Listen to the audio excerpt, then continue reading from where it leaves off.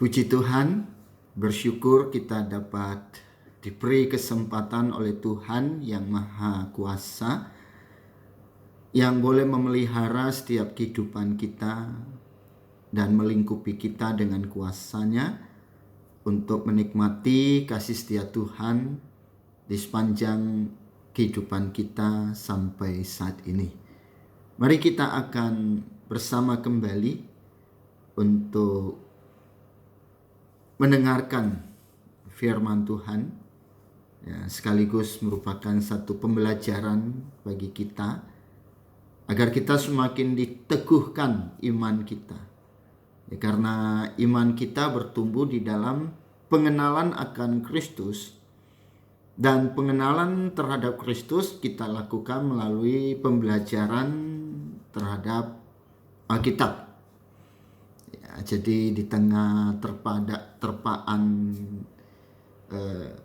begitu dahsyat dalam media sosial, ini memang semakin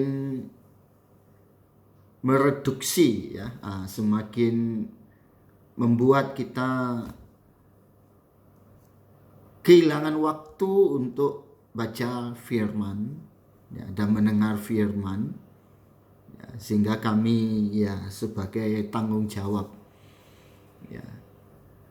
seorang pendeta dengan segala keberadaannya boleh tetap hadir untuk menemani kita, sehingga firman ini boleh sungguh membekali kita, memperlengkapi kita, bahkan membentengi kita dari istilah tsunami media sosial. Mari kita berdoa. Bersyukur untuk kesempatan saat ini dimanapun kami berada. Kami boleh datang menghampirimu untuk diisi oleh firman-Mu. Berkenanlah Tuhan terus mengisi setiap hati kami, sehingga hati kami boleh dipenuhi dengan firman-Mu, dan kami memiliki hati yang bijaksana dalam menyikapi setiap aspek kehidupan kami di dunia ini. Mampukan kami untuk mencerna dan menyerap firman-Mu menjadi satu kekuatan rohani, sehingga dapat mengatasi setiap persoalan, baik mental ataupun jiwa, bahkan secara jasmani. Terpujilah Tuhan, bersabdalah karena kami siap mendengarkannya. Dalam nama Tuhan Yesus, haleluya, amin. Bapak, Ibu, Saudara, kita sebelumnya telah mempelajari beberapa hal yang berkaitan dengan firman, dalam kaitannya dengan pekerjaan Trinitas atau Tritunggal yang sempurna dalam menyatakan keselamatan dan pemeliharaannya atas seutuhnya hidup kita, seutuhnya hidup kita. Kemudian juga kita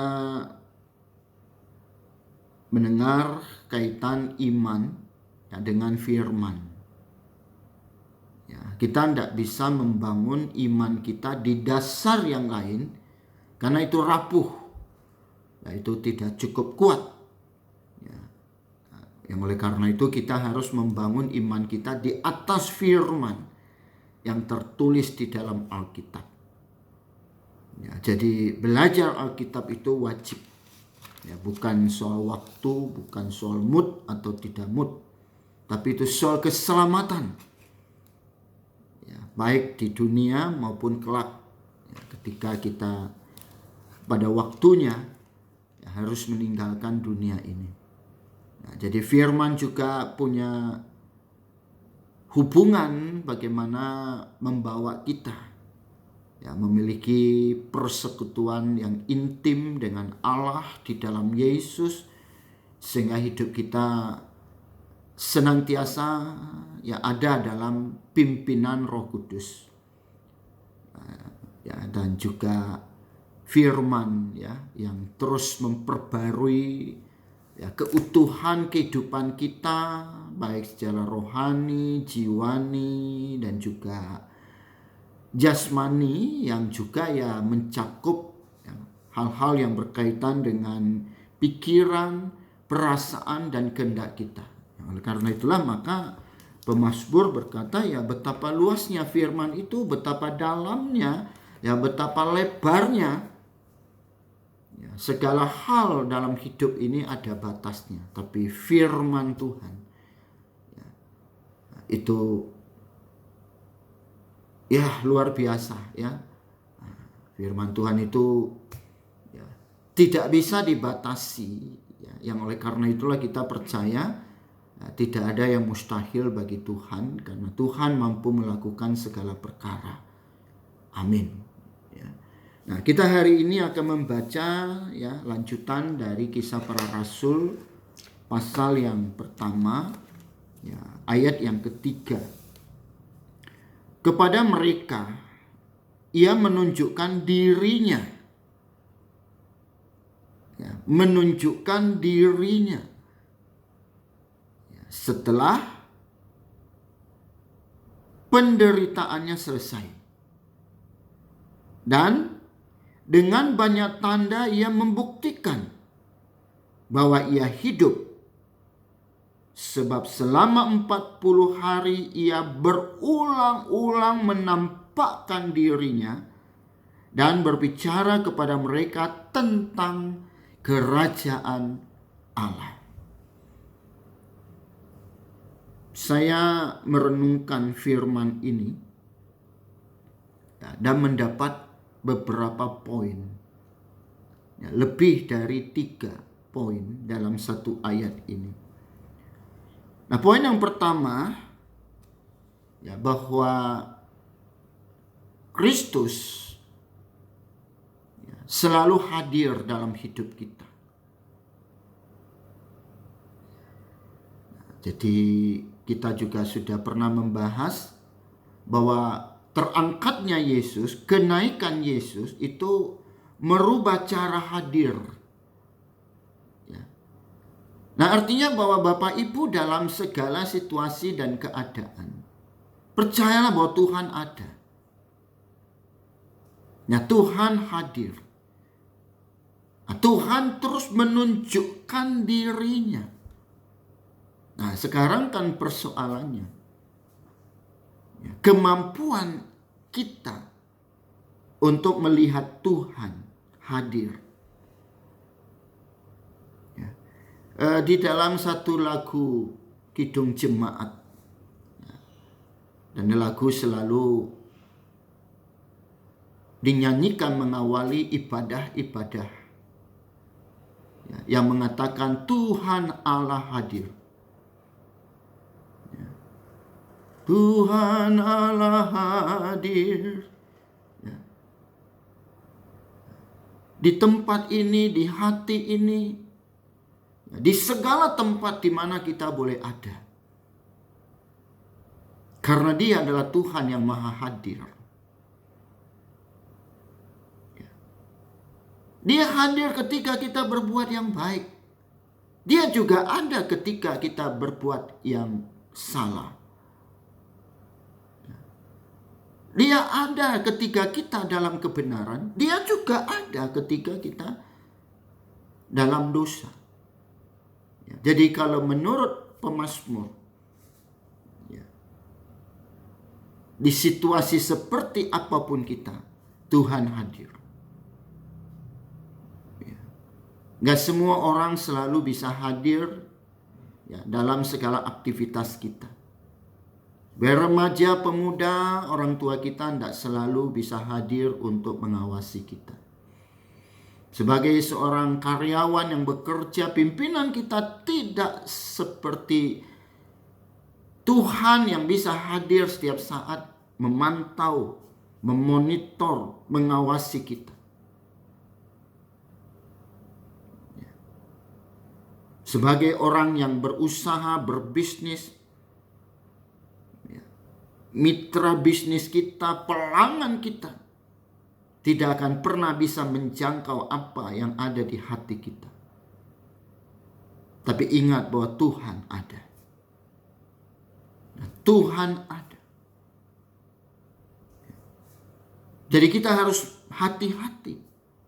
Manusia kita bisa kelabui, tapi Tuhan tidak. Kita jangan senang kita berhasil tipu orang. Kita jangan senang kita berhasil mengelabui orang. Kita jangan senang ketika kita berbuat dosa dan tidak diketahui orang. Karena Tuhan tahu. Itulah maka kita sebagai orang percaya harus mengambil satu sikap yang tepat. Yaitu sikap takut akan Tuhan. Sikap takut akan Tuhan inilah yang menjaga hati kita bersih. Sehingga kita bisa menikmati kehadiran Tuhan di setiap situasi. Untuk mendampingi kita, menguatkan kita, menyembuhkan dan memulihkan kita, menghibur kita, memberi kekuatan kepada kita. Nah, jadi Bapak, Ibu, Saudara yang saya kasihi. Lihat, Tuhan selalu menunjukkan dirinya. Sehingga kita harus punya level rohani. Kita harus punya kepekaan rohani untuk menikmati kehadiran Tuhan. Ketika kita takut, kita tahu Tuhan ada. Ketika kita punya niat berpikir untuk sesuatu yang tidak benar, langsung kita bisa hentikan dengan mengingat, wah, ada Tuhan yang mengawasi kita. Layaknya seperti lagu anak-anak sekolah minggu, yang mengingatkan kita supaya kita hati-hati. Hati-hati gunakan matamu. Hati-hati gunakan mulutmu. Hati-hati gunakan tanganmu. Dan ini semua harus kita bangun di dasar hati yang takut akan Tuhan. Karena Tuhan yang tahu. Karena pada akhirnya,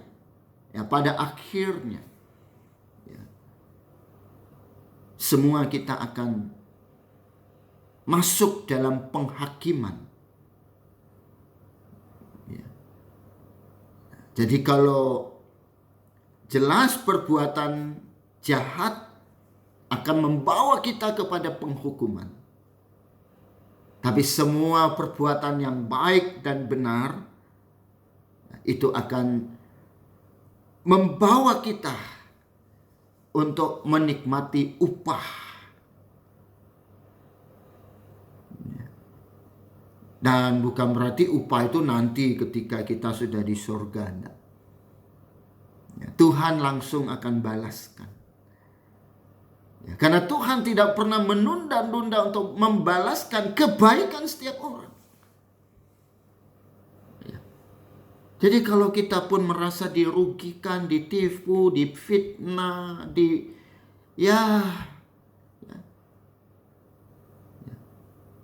jangan kita lantas menjadi cemas, takut, kecewa, sakit hati, dendam. Karena itu tidak akan membawa hidup kita menjadi lebih baik. Tapi percayakan semua itu karena Tuhan tahu membela orang benar. Tuhan yang menghakimi perbuatan setiap orang. Nah, sehingga kita dibebaskan dari berbagai akar kepahitan yang akan membuat kita menghadapi sebuah hidup ya, yang penuh dengan tekanan.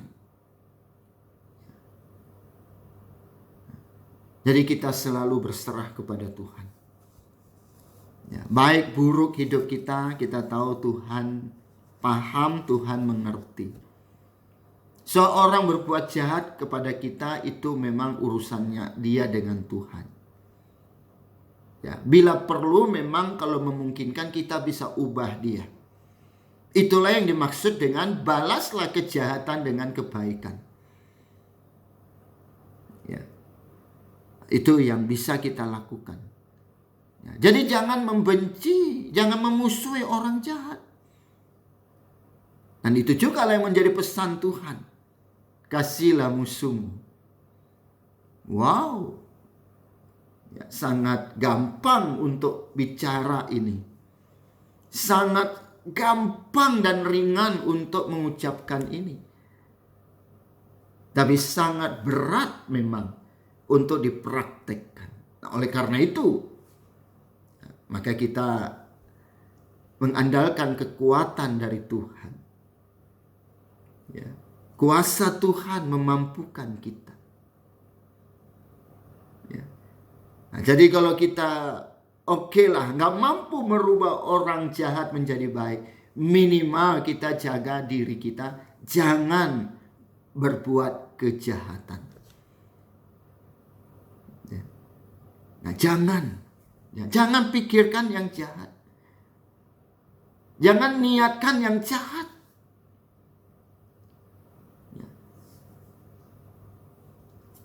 Karena kalau kita membalas kejahatan dengan kejahatan apa? Ya, apa kelebihannya? Semua orang bisa melakukan itu. Orang gak kenal Tuhan pun akan melakukan itu.